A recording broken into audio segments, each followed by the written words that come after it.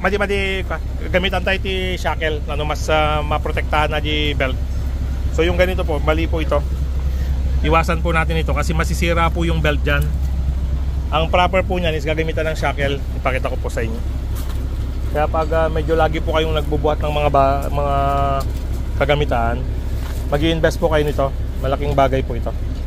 Okay. Ikabil mo to Eric Timaysa. Alanganin, malam dyan dakil Eric.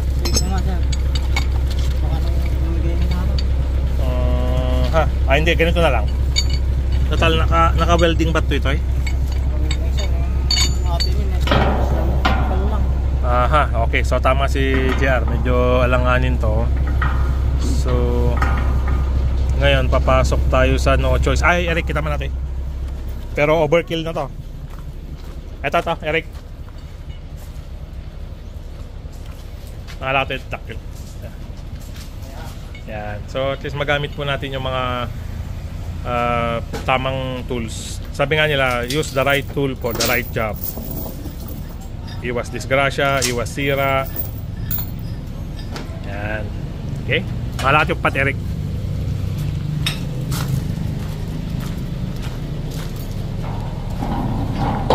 Manay, langanin.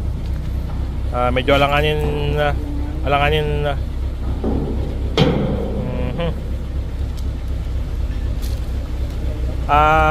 dati suggestion ko JR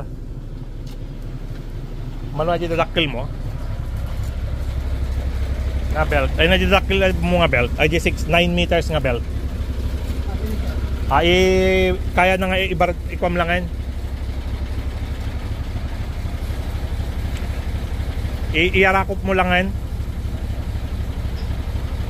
So pag ganun po Eric, alanganin na kaya.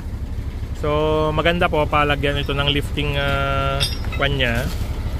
So ang gagawin natin ngayon is ganito po. Eric, ikabil mo to. Pero dito nyo ilagay para hindi dumulas doon. Yan, okay. So kabilaan, duwa lang no kan yan. Pwede rin yan, okay yan. Protected pa rin yung belt natin dyan.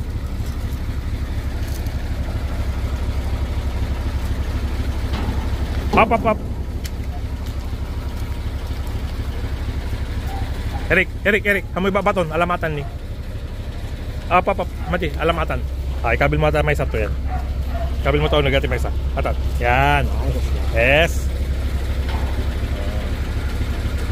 Pero Eric, i-loop mo lang yan. Tatid duglaw na yata. I-loop mo to. Awang ba, Ajay, Ajay kasi lang na 3 meters lang. Mabali mo latang i-loop latan.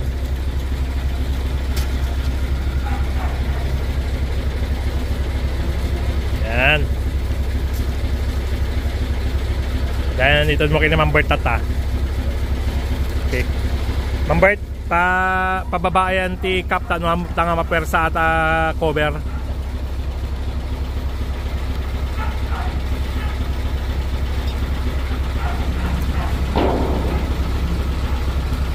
Madin Eric, mabalin mo i-diretso yung hookin.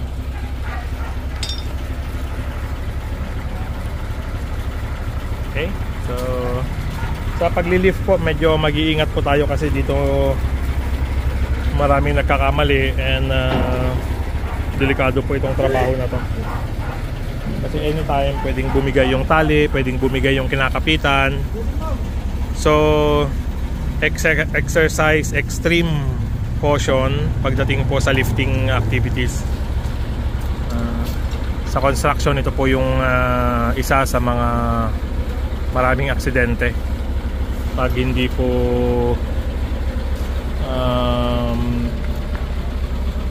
napagpanan ng mabuti, napagtuunan ng pansin pagdating sa safety.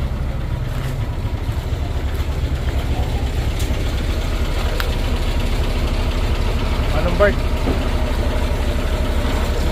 Bert? Kada mali na ati bed mo. Tumamtama kaya ti kwa?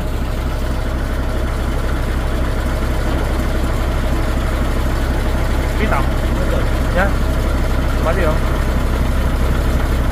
tamtama di bed. So maperper sa di boom number to.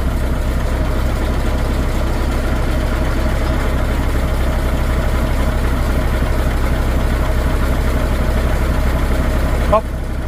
Balik. Ano napansin natin?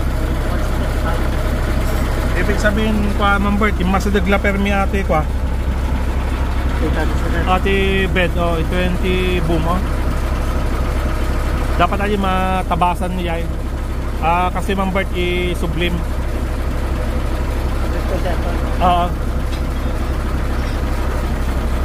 Mo papaikutin premier bawasak mo aja cover na ani.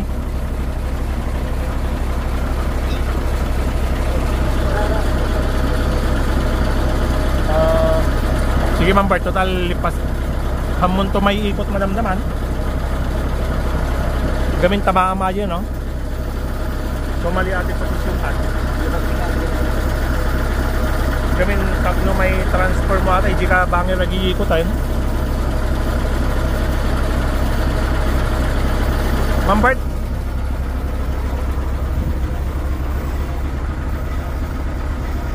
so yun po yung isang mga titingnan natin, no? Hindi nila napansin. Tumatama na pala yung crane sa body. Ma'am Bart, nagapuan natin ikot mo from nagapuan Katoy. So ibig sabihin tinamaam sunod at tayo niya.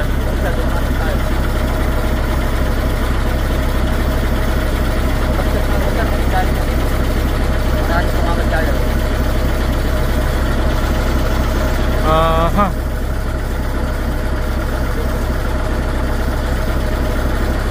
Sige ma'am Bart, kaya ano ka sa lutat ta? Oo. Oh, hamay ko ka. I-reposition tayo lahat tracket. So yun po, no? Sa technical naman yun. So nagkaroon po kasi ng repair tong chassis niya noon saka sa hanggang dun sa dulo. So ang ginawa is tinanggal itong bed. So nung binalik, hindi na napansin masyado nang malapit. Oo. Aga po lifting mo dyan bangiran ma'am Bart. Oo.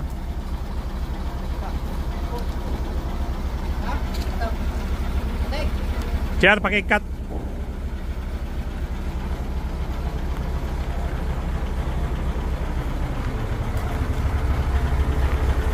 Tapos ma'am Bart, bantayak di bangir itayak mo di bangir.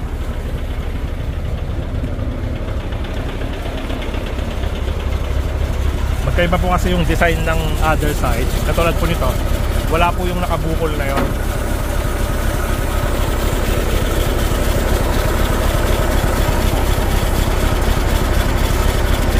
Tapos medyo umingay po.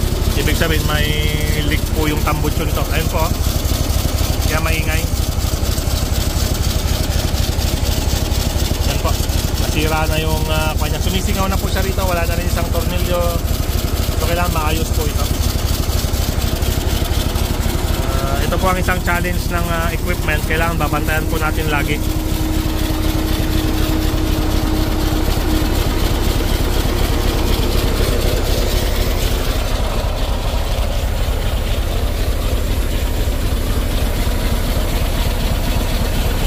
Kita nyo po yun, sasayad po, ha?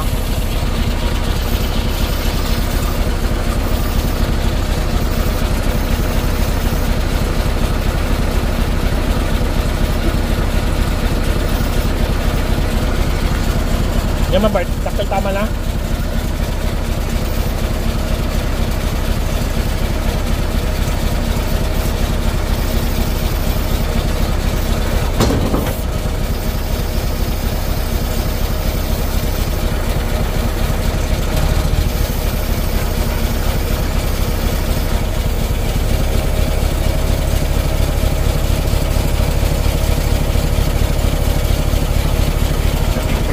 Tingnan ko yung case niya kung tama pa yung offset.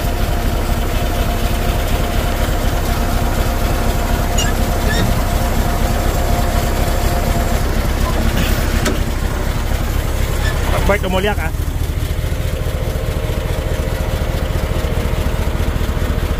Ito po, sayad na sayad na.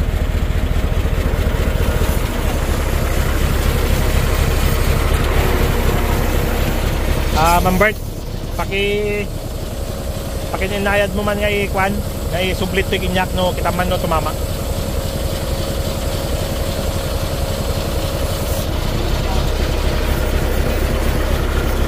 Sige. Tumamtaman. Pakitang pa ate oh, anytime tumama ata no. Bakal kang kanan na ate yung belt, kinaguldo. Atale, pause. Maliti ko na, maliti setting natin pa Ma'am Bart, ati crane, saka ati body. Pabalin mo nga pabawasan ko yan. Awang mati ko na ate. Oo. Yung masudig ato yung repair da. Kasanod at Ma'am Bart. Ininayad mo man nga isublik to, kitanta lang. When? Ta at least awan tamaan ta nga aji anti-brakes.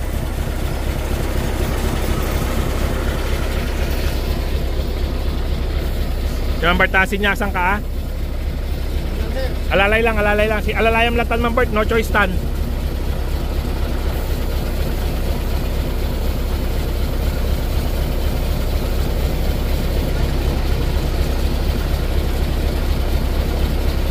Sige lang Ma'am Bart, alalayam latan.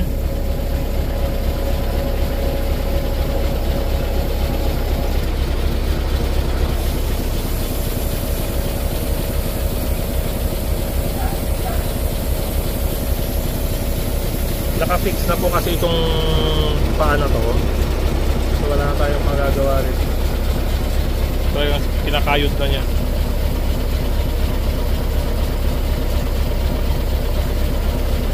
Ilang Ma'am Bart, alalay lang.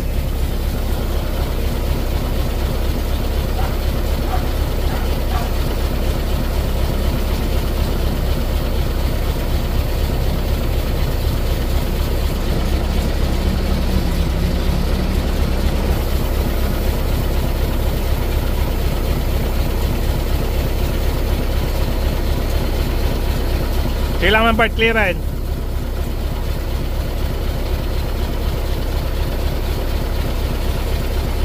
Okay, clear.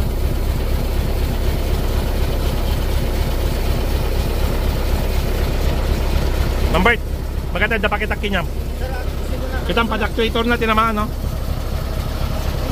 Ibig sabihin tumamtama kayo tan. Bagay ang din yung sir, paninbasit po yun sir. Oo, Ma'am Bart, i-urgent yung atin eh, naglaliman, no? Baka ma-pergent tayo pad-actuator ng hinata. Nakatinggal na likon sir, may likon ka lang sir, may Junjun, lardi mo ni Junjun. Oo, sige. Tawagan lang kami Junjun. I-acetilin nata ah. Uy sir, iyapan na rin dyan, i-acetilin sir. When, sige. Para may kakala pero Ma'am Bart, kung man, isagad mo man kitanta lang no tumamtama.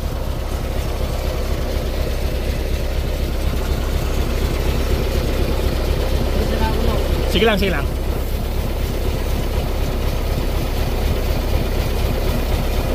So, ito po yung importansya ng pag-check ano. So, matagal kong hindi na-check itong truck. So, hindi natin alam laki na po pala ng tama niya sa body. So, dahil lang po rito sa frame dito, sinisira na natin yung crane niya, which is ito ang main component ng truck na to dahil boom truck po ito.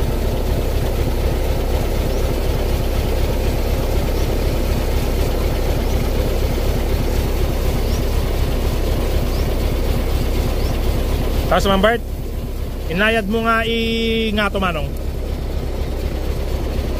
So dyan na po tatama yan. Pag inangat na natin yung boom niya, tingnan nyo po, lumalapit na siya. Yan po oh.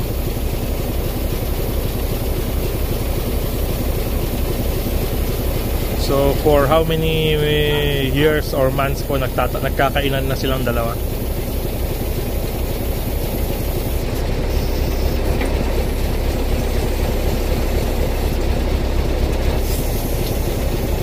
Okay. So ngayon ang gagawin natin, Ma'am Bart. Okay. So atati position mo tumamtamakan. So tatati arami din tayo. Hamupay lang alalain atoy. Ibatin pa lang ati truck itoy, ayusin tayo bago magamit. Gamin once nga ginamit tayo, tamaan tayo nga tamaan. Nya. Ikumpay lang ni Junjun, pakidalayo dyan si Tilin dito eh. Tapos bawasan lang natin, ha? Radyo mo niya dito pa sir. Tawagan na pa sir. Ni? Junjun sir, RJ. Tapos ni Man Nelson ayun na. RJ kon sir, RJ Conscience. O sige ta itawagak suna ibagak nga umay ito ipa-check no kasano di pinagkuha natin niya. No pala. Tapos mambart no kasi tilin kayo, make sure nga Ano ba natin? ang dati kalub amin ito yata tamaam amin nga wiring sita. Kukuran sir. Okay, sige. Thank you mambart. Ito pala tulungan ko sir. I-stop pa lang trabaho. I-prioritize pa lang ata. Kawan, ma-perdi tayo ata nung ituloy tayo. Okay. So, stop po muna yung trabaho. At may findings po sa truck na kailangan ng immediate attention. So, pan po natin. Stop work pag ganun po. Huwag po nating ipilit para matapos lang yung trabaho. Kapag safety concern, i-prioritize po kaagad. Ihinto po yung trabaho kung kailangan. Okay? Yan po muna. I-update ko po kayo pag nag-repair na doon. Salamat po.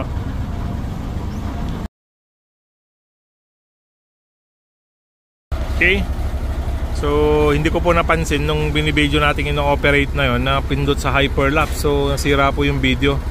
So, anyway, ang ginawa po natin is 360 degrees. So, hindi na tumatama yan. So, pag nakita nyo po yung ginawa nating uka doon, nasa 1 inch po yun na putol.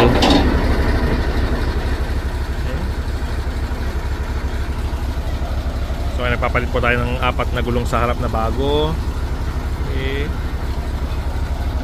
Yan po ang ating ginawang trabaho ngayon. Okay? Salamat po. Okay. So meron po tayong isang findings kung bakit nakakapag-contribute po ng mabilis na deterioration nung double I-beam sa kanan. Kasi ang size po nito is 10R20 saka 17.5. Ang nailagay po rito is 11R22.5 tapos 19.5. So ibig sabihin po talagang yung truck nakaganon po siya. So uubusin niya yung kanan talaga. So ngayon yun po ang kino-correct natin. So dito sa kaliwa ay kanan corrected na. So 10R20 sa harap and 17.5 sa likod. So pinabulkanize po natin, nagpalit tayo ng isang bago. So yun din ang pupunta sa likod, 17.5. And then sa harap is 10R20 rin po para pareho. So 22580 17.5 22580 17.5 22580. So parehas po sa likod, 22580 17.5. So ito pong 8 wheels dito sa likod and double I-beam. Parehas lang po yan na 17.5. Then 10R20 po sa harap.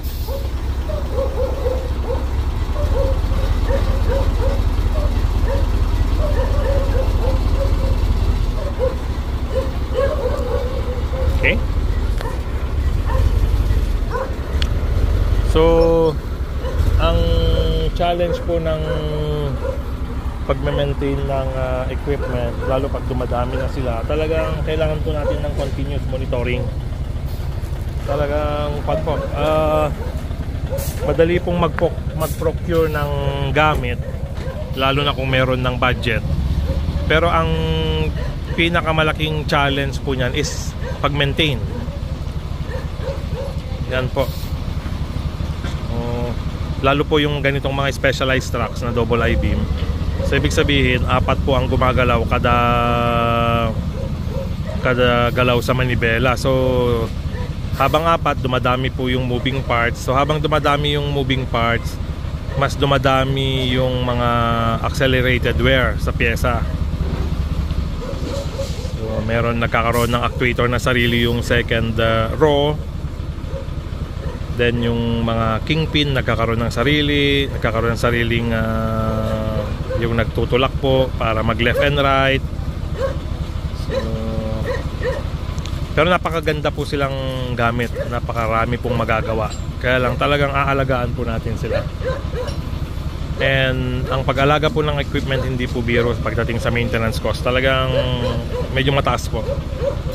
Kaya lang padadaliin naman po niya yung trabaho natin. So at the same time, pag mas mabilis yung trabaho natin, mas madali, mas mabilis din po natin matapos yung trabaho. So meron din pong equivalent na monetary value yun pag natapos ng mas maaga yung project. So nakatipid tayo sa oras, mas marami tayong magagawa. Okay? Salamat po.